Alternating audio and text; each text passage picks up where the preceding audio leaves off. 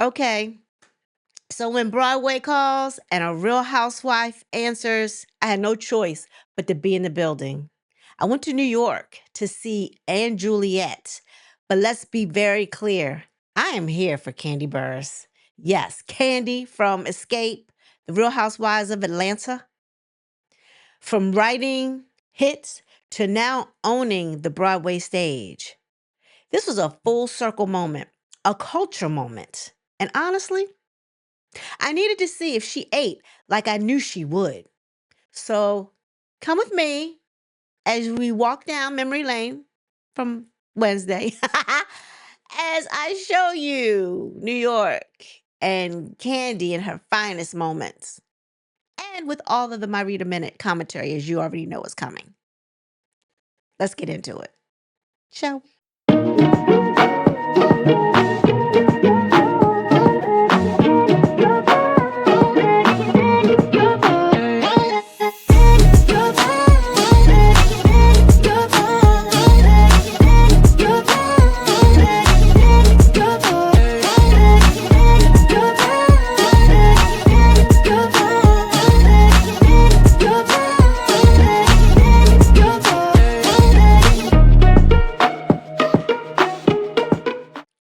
Hi, timekeepers. Thanks for stopping through the My Reader Minutes. For all that are new here, welcome. To all that have joined me on my journey, thank you so much, and welcome to the Timekeeper crew. Today, I just wanted to take a couple of minutes to share with you my experience in New York. I went up this past week just for a day. The whole point was to go up, see a show, get something to eat, and come back down. That's what we wanted to do. That's what we did. Luckily, the weather was, no rain. It was a little brisk, a little cool in the air, but that was okay. New York wasn't as cold as it normally gets this time of year, so we lucked out. So, as we arrived in New York, as you know you're there when you see all of the lights, all of the videos, all of the Megatron. What do you call those things? And that's in the middle of Times Square.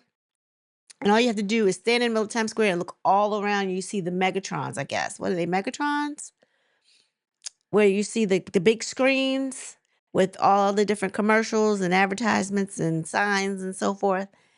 You know you're in New York when you've arrived in Madison Square Garden when you see that, right? Or Times Square, not Madison Square Garden, I'm sorry. You're in Times Square. You know you've arrived in Times Square when you see all of the Megatrons, the screens with all of the ads, all of the promotions, all of the everything that you can think of is being advertised. Love it, love it, love it. Anyway, we got our tickets. We went to go see Anne Juliet. Anne Juliet was a Broadway play. Once we found out that Kandi Burruss was going to be starring in it, we said, why not? Let's go up and see Kandi. Let's see how she does on Broadway. And I gotta say, she didn't disappoint. It was good. She played a nurse to Juliet. She was her nursemaid. And evidently she had been with her throughout her childhood. And her promise to her was to stay with her till she got married. However, this story took a little spin. Now everybody knows the story about Romeo and Juliet. Two teenagers in love until their death, right? However, in this Broadway play, it took a little spin. We met Shakespeare and we met his wife. And even though they even talk about, you don't hear much about Shakespeare's wife, evidently he was married or whatever, and they had a couple of kids, but he didn't stay with his wife. He moved wherever so he could write his plays and produce his plays. In this play, there was a dialogue between Shakespeare and his wife, where the wife didn't like the end of the play. So, as you know, Juliet ends, I think there was a note that was sent out. She was supposed to tell Romeo that she really wasn't dead. She took a poison, but she's going to wake back up. But he didn't get the note in time. Oh, and when he finds her, he thinks that she's dead and he kills herself. But then when she wakes up, Shakespeare's wife, and it was a comedy. It was really cute.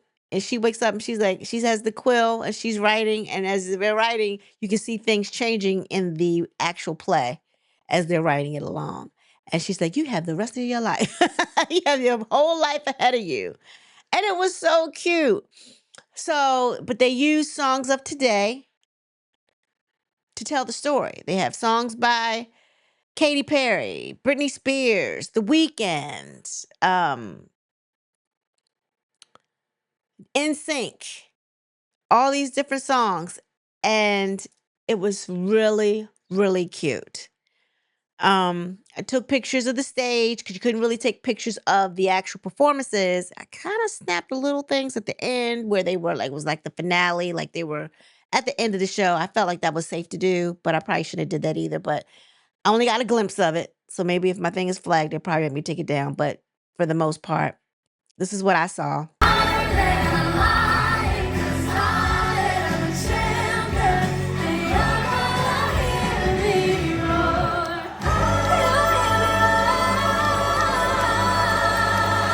What I saw.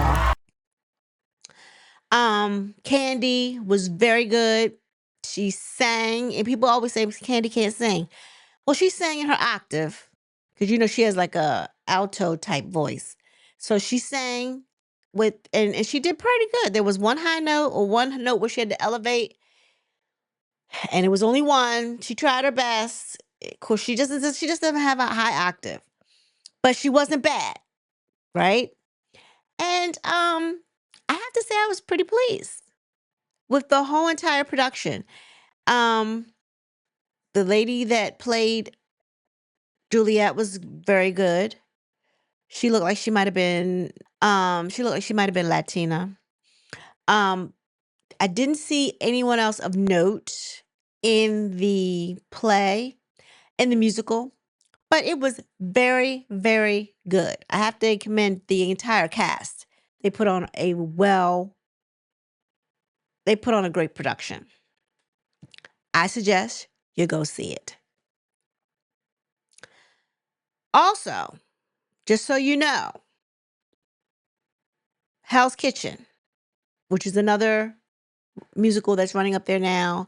It is supposed to be the take on Alicia Keys' life. But if you can get up there between now and the 25th of January, Yolanda Adams is in it, and so is Neo. So if I can get back up there, maybe, I doubt it, but maybe I will go see that. That will be my next play that I go see. So with that being said, if you've gone to New York and you've seen the play, or if you plan on going to see the play, you need to get there before, I think, the 16th of March, because I think that's when Kandi's leaving. But even if she's not there, I think whoever, fills the spot, the show is pretty good. That was the attraction for me. I wanted to see Kandi Burruss on Broadway. But the play itself is actually good. With that being said, everyone be blessed. Peace.